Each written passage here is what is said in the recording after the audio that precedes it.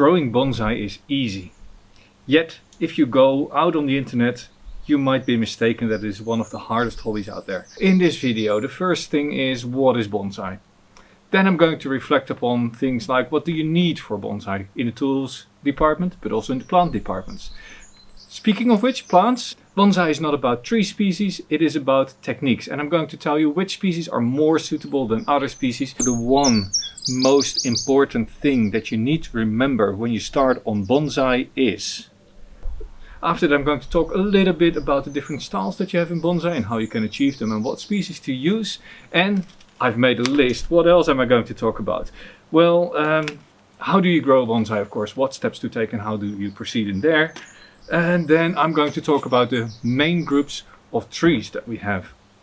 There's 3 main groups that I can tell. And I'm going to tell you why I think they are important to know and understand what the differences are between them. I'm going to go into a few of the techniques and why we use them and how to use them. So why do you repot? How do you repot? How do you wire and why do you wire? And when do you prune and what do you prune? And do you really need to defoliate? All that in this video. So if you are just starting out with bonsai and you're not sure how am I ever going to do this, pay attention. This is going to be a long video. I'm going to rely heavily on material that I've recorded in the past and I'll just do a voiceover. I've got a lot of ground to cover and let's dive right into it right now. Now let's start at the beginning. What are bonsai? Bonsai is not much more than a tree in a pot. In fact, that is the definition of bonsai. It is a tree in a pot. Now, if we look a little bit more careful at what a bonsai is more than just planting a tree in a pot. It is also about how you shape the tree. And basically, the shaping, the pruning, the wiring, the repotting, the planting angle, that is what makes a tree into a bonsai. This is a yew tree that I got from a garden center just a few years ago. I pruned off pretty much all the branches except for the branches that you see now. And I placed those out in a horizontal fashion and I grew the foliage on top of it.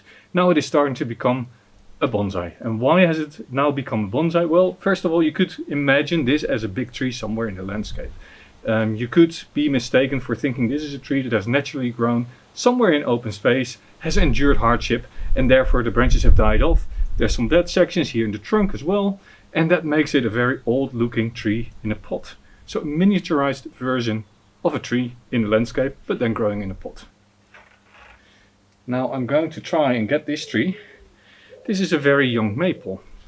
It is a tree in a pot, but not many people would be mistaking this for a bonsai. This is something very young that I'm trying to grow out. The branches are still long. I want to fatten the trunk. I want to get a nice shape in this trunk. And at some point, most of the branches will be cut off. That is very much in contrast with this maple tree. Here you can see it has a nice fat base, an elegantly moving trunk, with branches that are clearly much thinner than this main trunk, and the whole composition has started to get the feeling of age. Mind you, this is not a big fat old beast of a trunk. A trunk doesn't have to be big to create a nice bonsai. There has to be a certain intent, a certain natural flow to the tree, that it looks like this is a natural tree and not just something that with hedge clippers has been pruned to shape. I do very much like this one. This is a sort of a literati form, slender trunk, lots of movement, small branches and the elegant light foliage of this tree to me makes this a nice young bonsai. Right, so now you've decided I like bonsai, I want to get started. Where do I go? Where do I get my information? What is reliable and how do I judge that? You're lucky. We live in a world where there's more information than we can ever digest. If you go to an online video platform, like the one where you're on now, you'll find loads of people who know everything about bonsai, or at least claim to know everything about bonsai. Then you can go to fora, and the experts there are so great. Everybody is an expert online. On fora, typically you see people that are around for a long time, or you see multiple times the same advice being given. Then if you go somewhere on the website and you find a page and has different information, that doesn't mean that the fora is wrong. Keep in mind, everybody can start a website. I have a website. You probably also have a website. So just it being on a website doesn't make it authoritative. There's always books, but not many people read books. To be honest, I've got about 100 bonsai books in on my shelves. If you want to know more about my bonsai books, I would recommend a video that Xavier made, and I'll try to put a link down below in the description, because Xavier has an overview of the best bonsai resources. Even a simple thing like repotting is difficult to do if you don't know what you're doing and you don't have any feeling for a root ball. Then having somebody there who just looks over your shoulder and says, no, don't cut this one, cut that root, that really, really helps. So try to find somebody in person. I took lessons with somebody who has experienced 40 years of bonsai experience in one person who runs a nursery, and that's where I took some classes. Always possible. So then, yeah, a suitable forum. I like the bonsai nut forum. Look me up, Leatherback, and yeah, go from there. Now you may have noticed that I've been putting some different plants here on the table as I was talking, and that is because I want to show you it is not about the species that you're using. This is a potentilla, and this is just a normal garden plant. The same for the hornbeam that's next to me. This is a Japanese maple, well known for bonsai. There's larches that you can use, there's pines that you can use. It does not depend on the species, so don't fall in the trap of buying bonsai seed. It doesn't exist. Bonsai are created from trees occurring everywhere around you. So if you're wondering what species should I get or what tree should I get, my advice always is get something local. This species occurs in gardens all around me here, so it is easily accessible. Every garden center here sells them, not with this thick base, but as young plants. Sometimes people change their garden and you can just pull them out or can get them from an advertisement. They are completely hardy in my climate, so when it freezes, I'm not too concerned about this species, this tree dying on me. And the summers don't get too hot for these. So basically, tree species or woody plant species, it can also be shrubs, that are local to your region are the best. And just for comparison, this is an elm, this is Alcova, and this is lots of wind. I hope you don't hear the wind, I hope you hear me. And that brings me to the next question. Where do you get material for bonsai? Now, it can be quite easy. You can go to any hardware store and there you find a nice little elm, or you find a ficus and you buy those, but those are actually not the best material to start off with. I start my trees from seed, from cutting, from air layering, from digging from a garden or from a bonsai trader. This is a cutting. This was grown from seed. It does take a lot of time. It is a lot of fun. So even though people say don't start from seed or from cutting, ignore them if you enjoy the process. In the end, bonsai should be fun. I don't mind that this has taken 8 years to grow. And this beech was found on the side of the road when a neighbor was cleaning out a beech row. And he was throwing this away. And it only had a very small branch here. Everything else I grew over the last 2 or 3 years from this trunk. So sometimes it's really beneficial to just go and find yourself a big trunk. Now in the normal garden center you don't find them except for very, very expensive trees with a very straight phone pole. And that's why you go to a bonsai dealer. You can go online. There's of course Facebook groups, or there's online auction sites, and there's advertisement sites, and sometimes you get lucky there. You look in the advertisements for people who are cleaning out their garden, and you look for the first 40 or 50 centimeters, the first 1 foot or so of the trunk from the ground upwards. That's where the interest has to be. If this is all straight and boring, then it's just a waste of time, and therefore it is good to go to a bonsai dealer. They often have trunks that have a good taper, they have some movement, the roots have been worked on, and they're in good substrate. Which basically brings me to the next question. How do you select a tree for bonsai? Well, there's a few things that you need to pay attention to. First of all, you need to look at the characteristics of the specific plant that you're buying. One of the most difficult things to change on the tree is the root base. So if the roots are nice and evenly distributed around the trunk and they're not overly thick, then that's a good start. Then the trunk itself is hard to change. So you're looking for an interesting trunk, ideally with some taper and some movement, and that will provide you with the base. Then you look at the species. You would like to have a species that is capable of dealing with intense pruning. So plants that are used for hedges are good often. And besides that, not just good for pruning, you would like to have something that has fine leaves, small leaves, thin branches. Naturally, under bonsai care, all these things can be stimulated, but why make life hard, right? Now, a beech is typically known for good pruning. It creates nice branches, an open structure. This one has a thick trunk. It has taper because I cut a part away here, but it takes a long time then to heal this. So this is an okay trunk to start off with, but you can get much better material. Now, if you go to a garden center and you buy a plant, often they are quite thin. They are grafted upon rootstock, and those are things that you would like to avoid where possible, but sometimes you can't. And to be honest, I also get them, and then I airlay them off and I cut them down to the ground and I regrow the rest of the above ground part.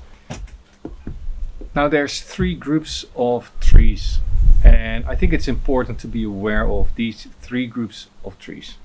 First of all, you have trees that stay green all year long versus trees that drop their leaves. The ones that drop their leaves, they protect themselves in winter against frost, and they've done that in a way that they say, I'm just going to drop all my leaves, then they can't freeze up. I'm going to withdraw all the sap and I'm going to just sit and stay for a couple of months a year. These plants, they don't grow over winter, they don't really respond to winter except for creating a very thin layer of root, but for the rest of it they just sit there. Then there's these evergreens. They stay green through winter. And some have created a strategy that they don't occur in places that have frost.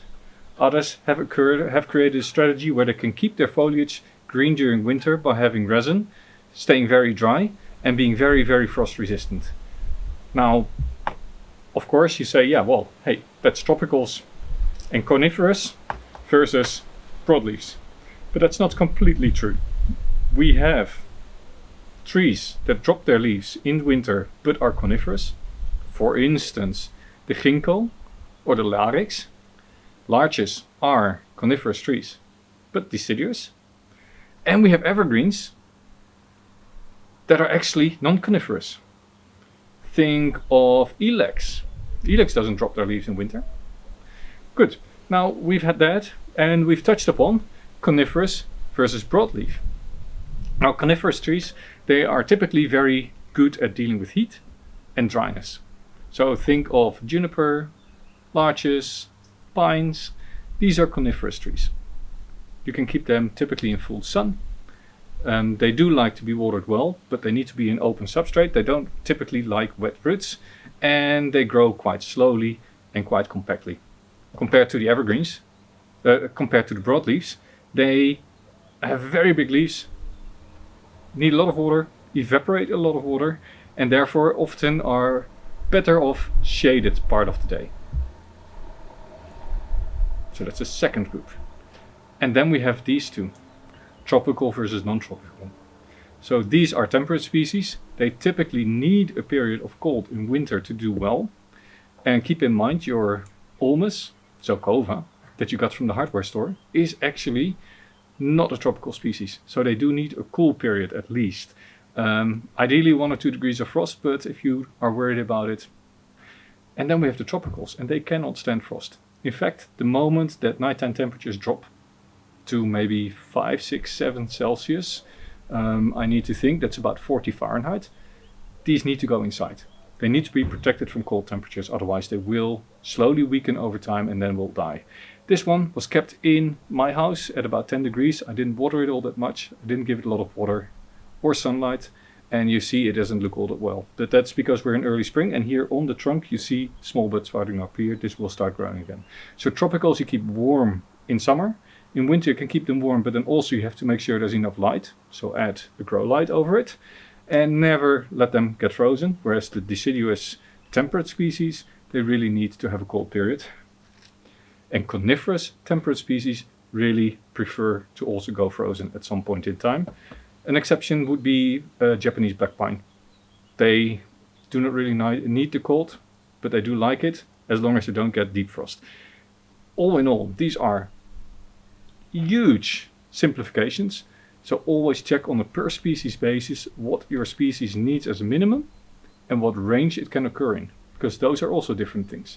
If a tree can get frozen up to minus 10 Celsius, doesn't mean that it needs to get frozen up to minus 10 Celsius. And in fact, most species don't like to get that cold, because in a pot the roots are much more sensitive to frost than they are in the full ground. And that is because the root ball will freeze through completely, whereas the ground never does. The roots are always very deep in the ground.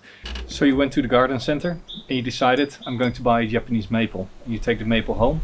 What are the things that you then need to do?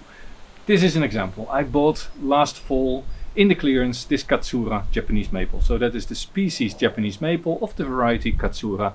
And it is well known for the yellow oranges that it shows in early spring. Now this hasn't been getting all that much sun, so it is not so colorful, but it is still a nice tree. And my focus has been on getting this in a nice, well-draining substrate.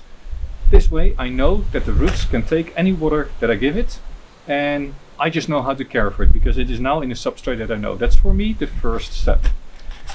Second step is make sure that nothing blows away as you're talking. Now the second step would be for me to decide what am I going to do design-wise. What style am I going to choose for my tree? This is going to be an informal upright, so it is a trunk that's growing up, but not completely straight. It will have a little bit of movement. And that is the typical style that you find for normal, broadleaf, deciduous trees in temperate regions. Now, for taper, what I'm going to do eventually is I'm going to cut the tree off here. Here low at the base, you see there's a fairly big base. There's a nice root spread because I paid attention on how I place the roots in the pot. And then this is going to be the continuation of my main trunk. And this all is going to be cut off. Now I can propagate this, I can use air layering to propagate it and have 2 trees out of it. But the first step is, for me, making sure the roots are cleaned out and planted in a proper container. Once that is established, I design the tree, I decide where I want to cut back. This could also mean that I'm going to let it grow for 2 or 3 or 4 or 10 years for a very fat base to grow, and every other year cut it back. Look at my video on how to develop trunks for bonsai. But if you just want to develop it from here, you can just cut it off here. More side branches will come here, and you prune back and you start developing this as a tree. Growing out bonsai means that you are applying a lot of different techniques, way more than I can handle in this video. Now one of the techniques that you'll find is wiring. We wire trees to shape branches and trunks in the form that we want. And particularly with coniferous trees, this is important because coniferous trees don't really hold their shape all that well. And that is related to the normal growing conditions, often in areas where there's lots of snow and ice in winter, so the branches can just veer with the tree. But it also means that we need to put a lot of wire on place to keep the branches in place. Next to that, deciduous trees will make long straight branches and they're boring. So we wire the branches out to shape them and style them.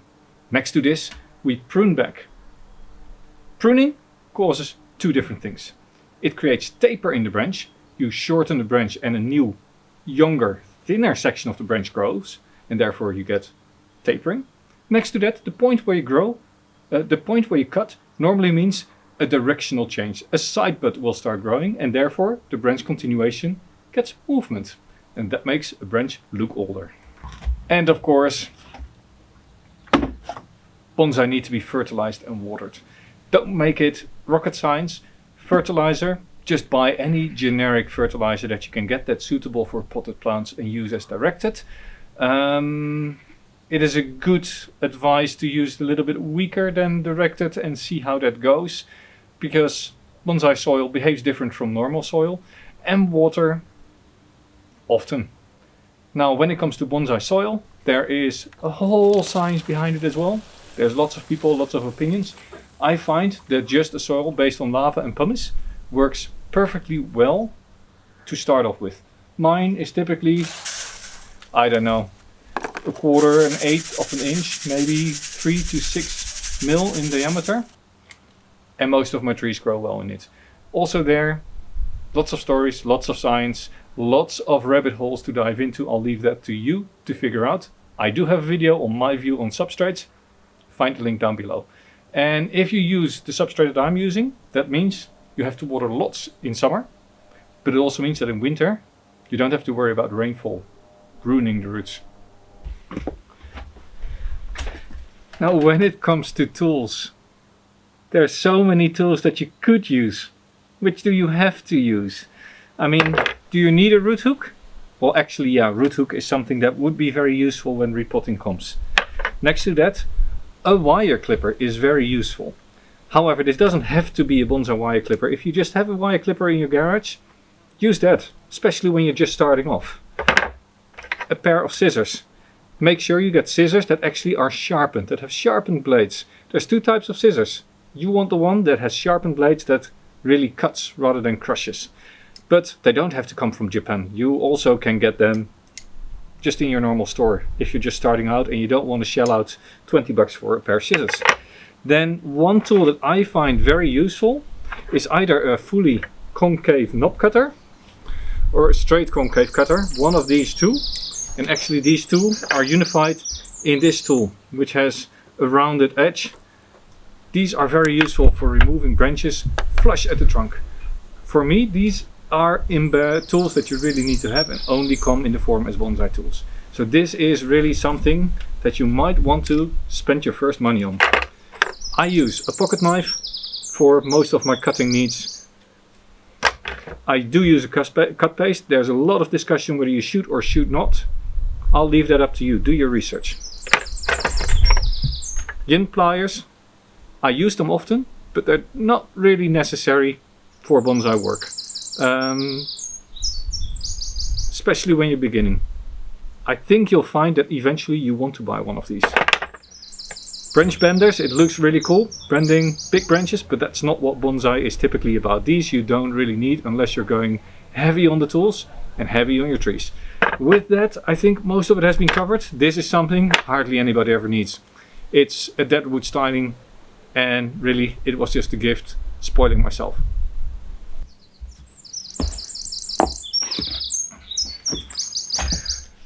Now I've covered a lot of ground in this video, and I'm sure I've not mentioned half of the things that you should know, but I think that it is a start for you.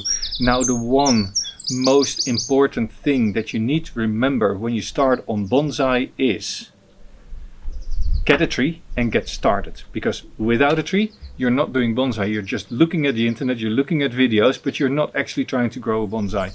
Yes, you will probably have a tree die on you. It happens to me, it happens to all of us. And yes, you're going to cut off a branch that should have stayed on, but you know what? Branches regrow. So don't worry, get started, experiment a little bit, ask for advice on fora, look at websites, maybe read a book or two, watch all my videos. Of course, my videos are the only reliable resource on, no, just watch good videos and have fun with it. Don't worry too much about what other people say, just start growing them. This cutting grown 4 years or so now in a pot, and I'm just having fun with it. It's never going to be a show worthy, exhibition ready tree, but I'm having fun. It is in my garden and I like it. That's what it's all about, right? Now, if you have any questions, if you have any ideas, if you have any wishes, have I missed something, drop me a line in the comments. And of course, if you like this type of content, I very much welcome you to subscribe to my channel. And if you share it in your social media, that would help my channel to grow a little bit more, get a bit more rich. And yeah, drop me a line, let me know. What are you looking for? What do you need to know? I'll see whether I can make a video for you.